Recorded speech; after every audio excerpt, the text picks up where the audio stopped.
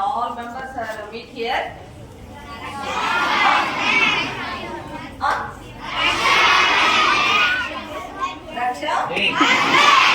ఈ రక్షాబంధన్ అనేది ఎలా వచ్చింది అంటే, సో మీకు మహాభారతం గురించి అందరికీ తెలిసే ఉంటుంది. ఇతిహాసాలు పురాణాలు మీ ఇళ్లలో మీకు చెప్తూ ఉంటారు కదా. సో అలాంటిది ఒక చిన్న స్టోరీ చెప్తాను వినండి.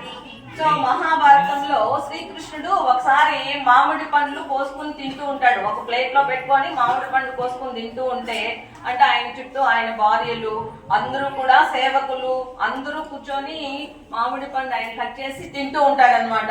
ఆ తింటూ ఉన్న కట్ చేసే సమయంలో శ్రీకృష్ణుడికి ఏమైతుంది, వేలు కట్ అయిపోతుంది అనమాట. వేలు కట్ అయ్యి ఆ వేలు నుంచి రక్తము కారుతూ ఉంటుంది.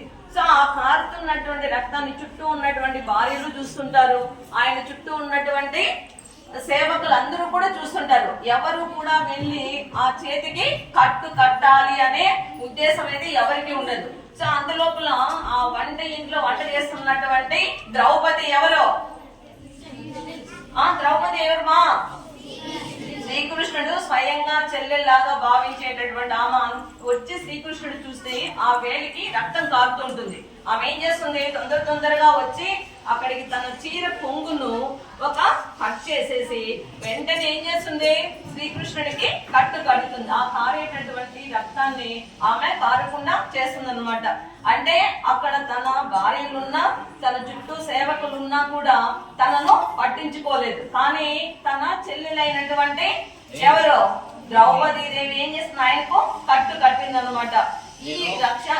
ఈమె కట్టినటువంటి కట్టు రక్షా బంధన్ అయింది. ఎప్పుడు ఆమెకి రక్షా బంధన్ అయిందంటే, తన జూదమాడి ధర్మరాజు ఏం చేశాడు, తన రాజ్యాన్ని తన భార్యను తన తమ్ములని అందరినీ కూడా జూదంలో ఏం చేశాడు, పోటీకి పెట్టి వాళ్ళందరినీ కూడా పోగొట్టుకొని రాజ్యాన్ని పోగొట్టుకొని 12 సంవత్సరాలు అరణ్యవాసము, 1 సంవత్సరము అజ్ఞాతవాసం శిక్ష వేసిన తర్వాత ద్రౌపదిని ఈడ్చుకొని వస్తారనమాట సభలోకి. దుశ్శాసనుడు ఈడ్చుకొని వచ్చినప్పుడు ఆమెకి ఏం చేస్తారో వివస్త్రణ చేయమంటాడు దుర్యోధనుడు.